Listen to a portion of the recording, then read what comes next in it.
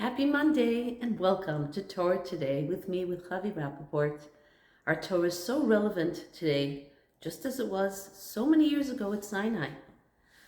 Do you have those moments, those days where you just feel like a stone, frozen, no emotion, don't feel like I can move or experience anything meaningful, purposeful? Of course, we all do. What is this week's Torah portion, Vayeitzei? Tell us just about that. Vayeitzei Yaacov mi be'er Sheva vayelech Harana. Yaakov is told to leave Be'er Sheva, Eretz Yisrael, the holy land, Be'er Sheva, that wellspring that is satiated with divinity and nourishment, security, life, everything beautiful and meaningful. Vayelech Harana. And he's told to go to Haran. Haran, that's a place called Haran Af Shel Olam. It was a place that really awakened God's wrath. It was not a moral place, not a positive place, a place of wicked people, swindlers. And that's where Yaakov is sent. That's where he's going to spend his life, or a good portion of his life. First, he stops and learns for 14 years in the yeshiva of Shem Ve'ever, and that's his preparation. But he ends up in Haran, and there begin his ultimate challenges.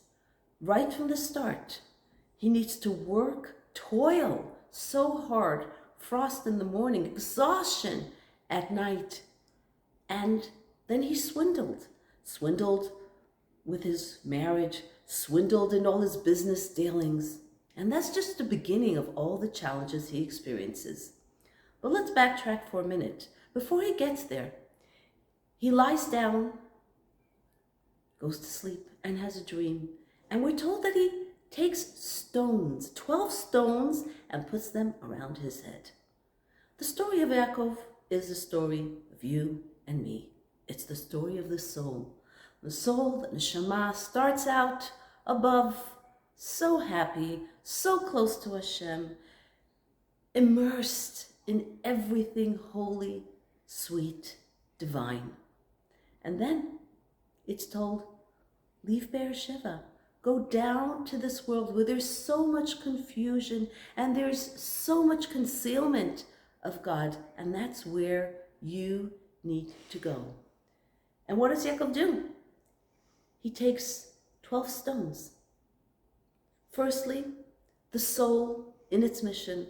Sometimes we do feel like a stone, but because we do have that neshama, we do have the power always to reawaken that interest, that excitement, that closeness, and that connection that we want to foster with Hashem. And what is the purpose of the neshama? What is the journey of the soul? It's about taking stones, taking things that look lifeless, devoid of meaning, devoid of godliness. Take all of that seems to be going in so many directions, 12 different stones, and combine them.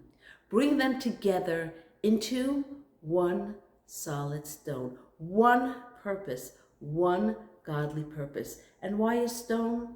Because very often in our serving Hashem, we need to put stones, so to speak, above our head. What do I mean by that? We're not serving God because I understand and it makes sense to me, and I'm figuring this all out and I'm going according to my understanding and logic. It's about being a foot soldier so many times. Put your logic aside. Yes, you can understand some things, but there's so much you can't understand. And we go on, nevertheless, and we serve God with joy and with alacrity, even if, so to speak, it's like a stone. I don't understand.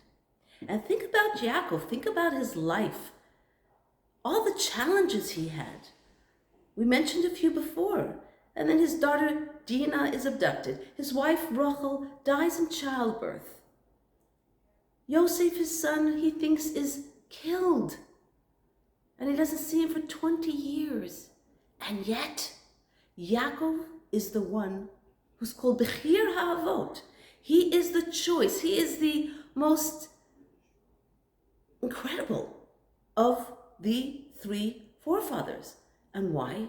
Each one, Abraham, he was the epitome of chesed, of kindness. And he had Yishmael, who took that kindness to the opposite level and was totally immersed.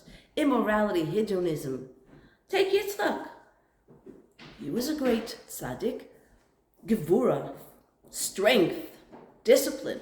And his son, Esav, took that holy attribute to the other extreme. And he was a murderer, angry, full of passionate rage, and against his brother, out to kill him.